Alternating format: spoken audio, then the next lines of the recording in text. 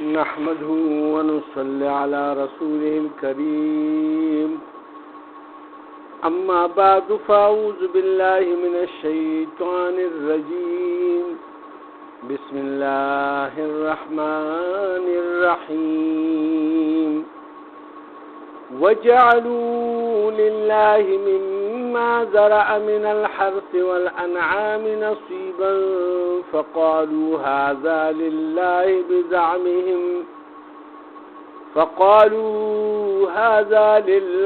بزعمهم وهذا لشركائنا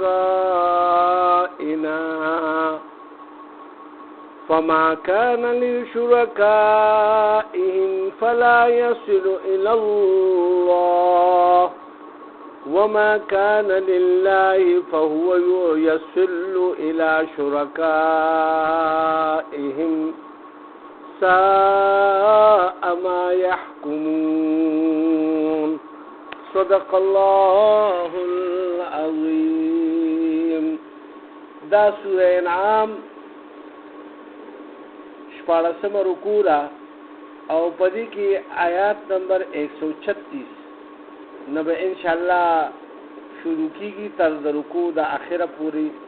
چې 140 باندې دا ختميږي.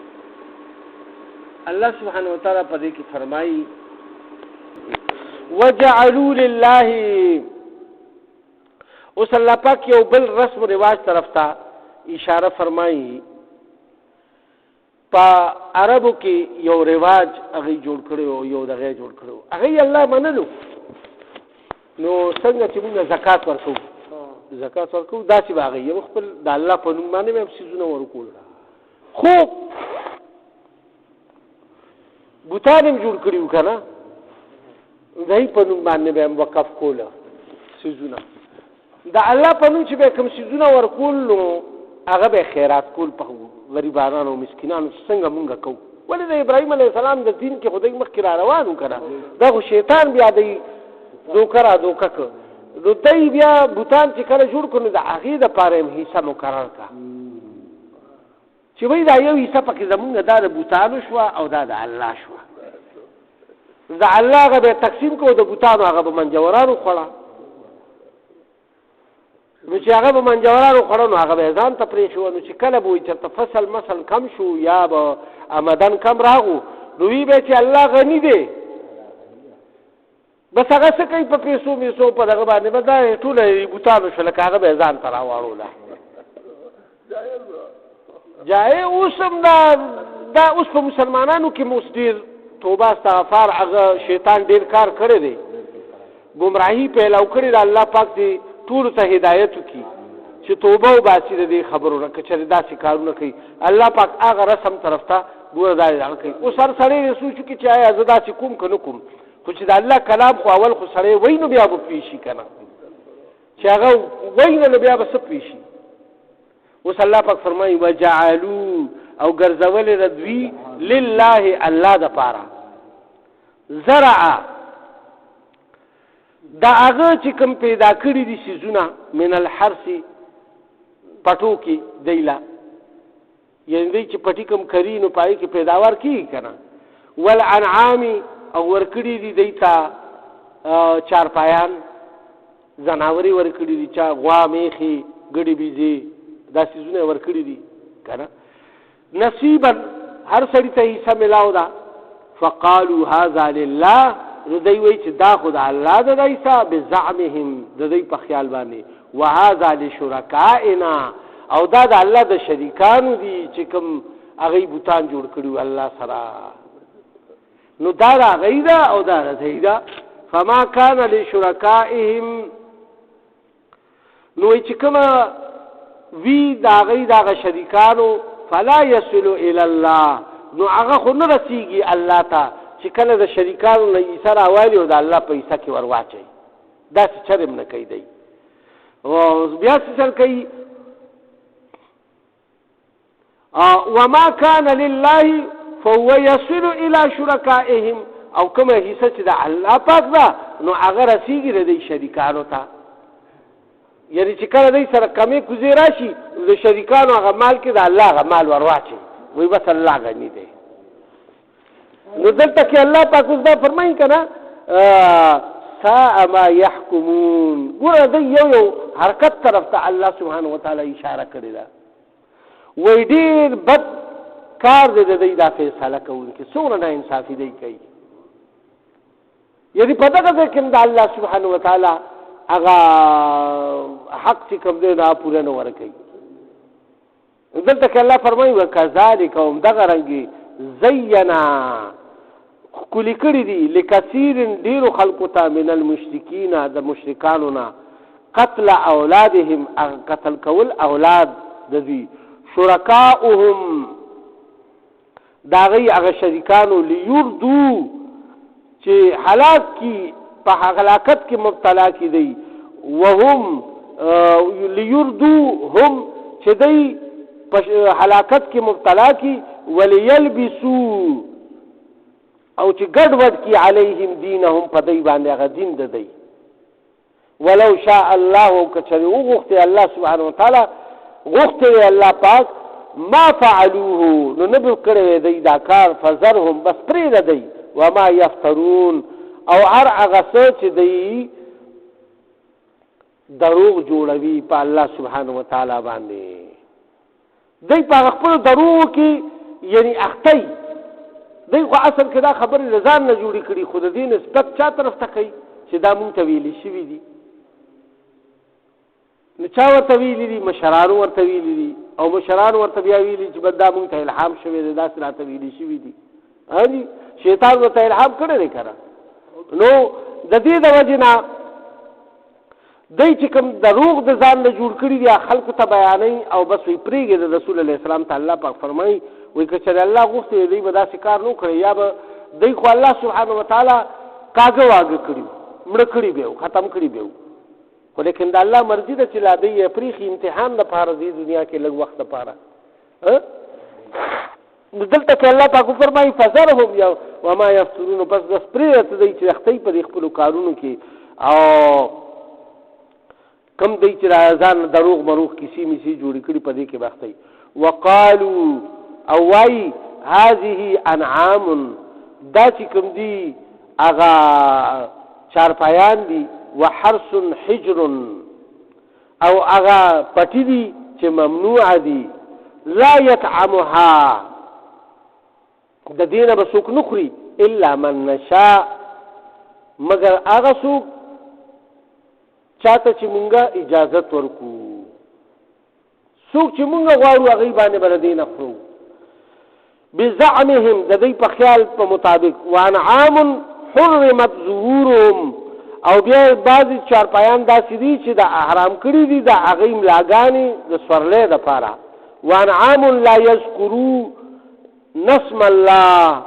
او څه چارپایان داسې دي چې نالی پاغي باندې نوم د الله علیها پاغي باندې افتراء علیه نو دی دروغ و بهتان تړي په الله باندې سیجزیهم بما كانوا یفترون ان قریب را چې سزا ورکي الله سبحانه وتعالی دیلا د دې دروغ ویناګانو. دلته الله سبحانه وتعالی د یو بل رسم دا کوي یو خو هغه د خیراتونو مسله شو کنه بیا په چارپایانو کې دغه خو د پیسو ټکو یا چې کوم فصلونه به کېدل د هغې خبره مخکې تېره شوه اوس د چارپایانو خبره شروع شو زناورو ګړي بيزې به وي یا به اوښانو یا د سورلی اسونه مسونه یا چا به وقف کړه به راولېږل دوی له به یې راوستو نو دوی به بیا مختلف هغه بل ځای کې تفسیر هم تېر شوی دی چې دوی وایي چې یاره د دې اوښ دومره بچی شو لہذا دی اوس پرېږدي په سارا کې چې ګرځي په ده باندې سورلي حرام ده یا دا غوا دونه پورې لنګه شوه او دې دونه لنګونو کو او دومره پورې ماده یعنی بچی راوړو سخی پیدا شوې سخي ته یو پیدا نه شو لہذا دا بس لس بچی برابر که بس دا دې اوس ګرځي داسې او دغه شان چې دی خپل رسمونه جوړ کړي مثال که نه نو دی به بیا څه چل کولو چې بیا به وی بس دا به ګرځي په دې به څوک سورلي نه کوي دا د پلانکي بوت دی او دا د دې پلانکي بوت دی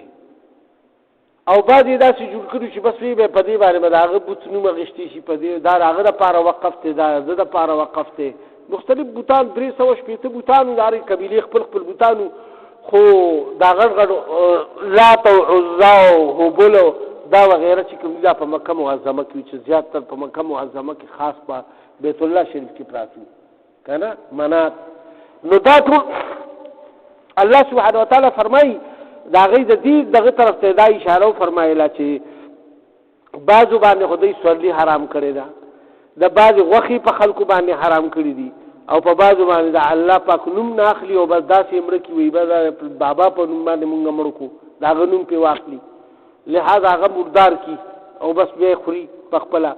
او په خلکو باندې نه خوري. نو الله پاک فرمایل چې دا ټول دروغ دی الله باندې جوړ کړي دي. الله داسې ایسي میسي نه دي مقرر کړي،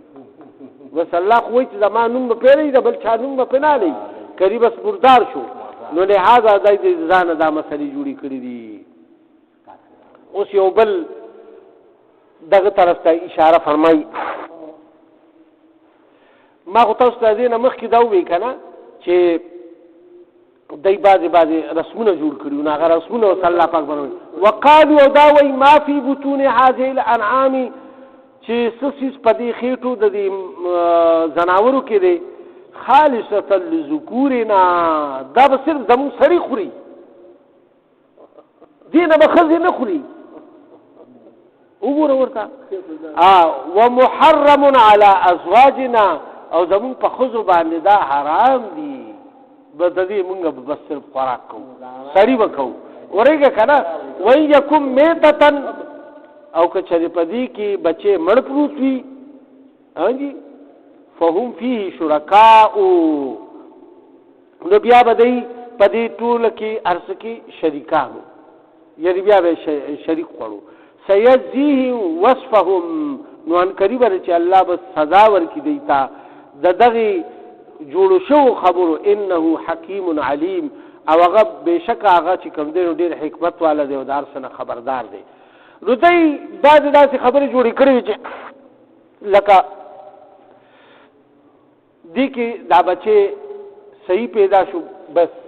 دا زمونږ ښځې به نه خوري، او که مړ پکې پیدا شو دا بیا او دا ټول خوړی شي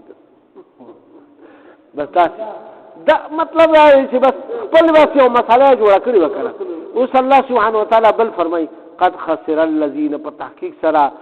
په خساره کې پرېوتل هغه کسان قتلوا اولادهم صفحا، چې قتل یې خپل اولاد په نادانۍ سره بغیر علم، بغیر د علم نه، بغیر سمجھ بوجھ نه هغه ختم کړ. وحرمو، او حرام کړ ما رزقهم الله، هغه رزق د الله سبحانه وتعالی چې الله پاک ورکړو دی ته افتراء، د دروغ په وجه علی الله چې په الله باندې دا ټول دروغ جوړ کړ. قد ضلوا، او بېشکه په تحقیق سره چې دی گمراه شو. وما كانوا مهتدین، او دی هرگز په هدایت باندې نو. دا ټول خبرې الله پاک فرمایل چې دی اوس دې کې یو بل اشاره وکړه، تاسو دې ته وخت لا نورو دلته کې الله پاک دا فرمایل قد خسر الذين قتلوا اولادهم صفحا، دا هغه جنکو طرف ته اشاره ده چې کوم چا به جنکې وشوي نو هغه بیا مړی کولی، چې دا به لویږي او دا بل چا ته واده کېږي. ګوره الله پاک هغې طرف ته اشاره وفرمایله چې دا نو بس دغې ته خو دی نه کته کړه چې یاره مونږ هم یعنې مونږ سره هم بیبیانې دي او مونږ هم د چا نه پیدا یو، یعنې میان دې هم شته، خویان دې هم شته، دغه هم شته، او خپلې لوڼه قتلو، نو چې دا به بیا بل چا ته مونږ واده وو، او دا زمونږ لپاره د غیرت مسله ده او دا دغه مسله ده. لہذا دا شی چې کوم دی نو دی د ځانه ګړاو کړو. نو دلته کې الله پاک فرمایي چې په تحقیق سره یعنی په تاوان کې لاړه هغه کسان چې چا اولاد قتل کو، یعنی دا ډېر صفاکانه او که په بې عقلۍ کړی دی او که په عقل یې کړی دی، بغیر سمجھې بوجې کړی دی، په علم سره یې کړی یا بغیر علم. خو دلته الله بغیر علم، ځکه چې هغه علم ته علم نشي ویلی کوم باندې چې عمل وي. کوم عالم چې په علم باندې عمل نه کوي نو هغه ته عالم نشي ویلی. د دې لپاره علم هغه دا بس معلومات دي، هغه سره ډېر کتابونه ویلي دي، خو لیکن علم باندې عمل چې څوک کوي نو بس هغه عالم دی. تر دې پورې راغلي دي چې وایي هغه به په ورځ د محشر چې کوم عالم په خپل علم باندې عمل نه کوي دی به د عالمانو صف کې نه. د دې دپاره عمل ډېر ضروري دی. بی الله پاک به ځکه یو سوال په هغه ټولو سوالونو کې چې الله رسول الله صلی الله علیه وسلم فرمایلي دي چې یعنی هر سړی به تر هغه وخته پورې یو قدم هم د ځمکې نه پورته نه کړي چې الله پاک دې د ځوانۍ په باره کې چې ځواني مې درکړې څنګه دې تېره کړه او علم مې درکړی په هغې د څومره عمل وکړو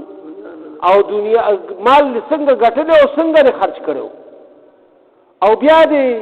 عمر دې په څه کې خرچ کړو او د ځوانۍ په باره وګوره عمر کې ځواني هم شامل ده خو د ځوانۍ په باره کې یو بېل تپوس کېږي. په دې حدیث کې ډېر لوی تفصیل دی. یو خو پکې دا خبره ده چې ګوره زندګۍ تپوس خو به کېږي خو د ځوانۍ هم پکې بېل تپوس کېږي ځکه چې دا بېل یو قوت طاقت دی. اوس ځوان چې کوم کار کولی شي هغه مونږ نه شو کولی. مونږ خو بس د ځوانۍ ختم. دلته کې الله پاک دغه یو بېل قوت طاقت دی چې خلک پکې نوکري هم کوي دیاړي هم کوي کار کسب وغیرہ په باران په دغه په طوفان څه کار نه زموږ لږ غونتې ساړه کې ساړه کېږي په لږه ګرمۍ کې مو ګرمي کېږي. دغه شانتې الله پاک به د دولت په باره کې دوه تپوسونه کوي. د دې باندې ډېر د غور خبره ده چې څنګه دې ګټلی او څنګه دې خرچ کړی. نو که چې دې ګټلی دې په حرامه وي او خرچ کوې په حجونو باندې او په خلکو باندې تقسیمې خو حرامو باندې دې ګټلی یو ذره برابر ثواب درته نه میلاویږي الټه ګناهګارېږي. ته پې کوه که د حجونه دغه په رشوتونو باندې او په دوکو باندې مال را جمع کړی دی اوس پې حج هم کې او زکات هم پې ورکې او خلکو باندې خیراتونه او دیګونه هم پخې نو تا ته ذره ثواب نه میلاویږي. اول خو حقوق ورکه خلکو له خپل حقونه واپس کا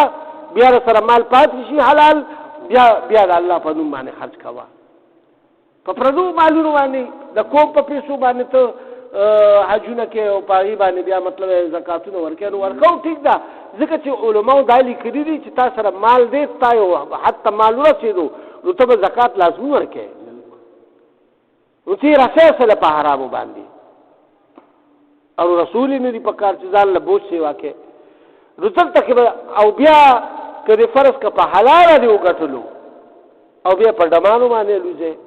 په چورچورو او په باډیو باندې الوځې یا په ډمو په باجو یا نور خرافات په دنیا کې ډیر دي یوازې یو شی نه دی. تر دې پورې چې اسراف هم په دې کې شامل دی. اسراف څه ته وایي؟ اسراف په اسراف باندې تاسو پوهېږئ؟ اسراف دې ته وایي چې مثال یو شی په 1000 روپۍ باندې یو کار کېږي ستا په 1000 روپۍ او ته لګې 10,000 روپۍ نو دا څه شو؟ دا اسراف شو. او بخل څه ته وایي چې په 1000 یو کار کېږي او ته یې مړه په 100 کې را کار وکړه نو په 100 کې کوم ځای کېږي؟ د 1000 کار نه کېږي که نه د 1000 کار په 100 کې نه کېږي او چې په د 1000 په ځای باندې 10,000 لګې نو دغه بیا اسراف شو او چې د 1000 په ځای باندې 100 لګې نو دا بخل شو. لہذا د بخل نه مونږ خدای وساتي ځکه چې بخل د جهنم یو ونه ده او چې چا د بخل دغه څنګه ونیول دی به جهنم ته رسوي. ډېر که مونځګزاري روژهداري او ډېر دغه خو بخیل وي د الله په نوم باندې څه ورکوي نه پیسې ورسره یې نه ورکوي خرچ کوي نه په بال بچ باندې سم خوري او نه په خپله خوري او نه دغه کوي. د دې لپاره دا فرمایي او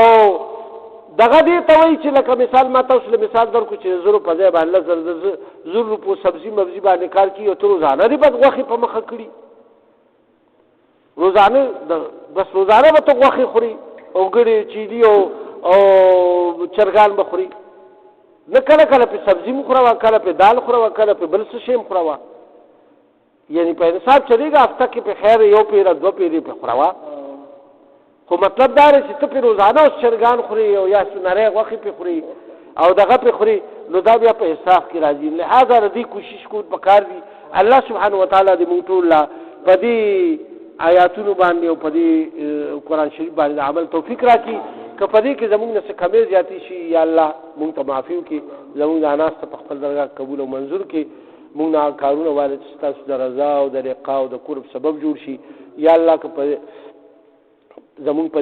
مجمع کې او په کورونو هسپتالونو کې څومره مؤمنان مسلمانان بیماران شفایاب کې څومره قرضداران د قرضونو نه اخلاص کې د چا څه شری حاجتونه تا ته معلوم دی الله د خپل غیبی خزانه وته پوره کې د حق حلال د رزق فراغ سبب زمون ټولو د بچو سره ټول مؤمنان مسلمان سره په خپل کور کې وطن باندې وکي یا الله څوک زمون آبا او اجداد پلاران نیکیان خپل خپلوان پردي څومره مؤمنان مسلمانان وفات شي د ټول مغفرت وکي او په اخر کې زمونږ د عظیم الشان کلمه نصیب کړي چې لا اله الا الله محمد رسول الله صلی الله علیه وسلم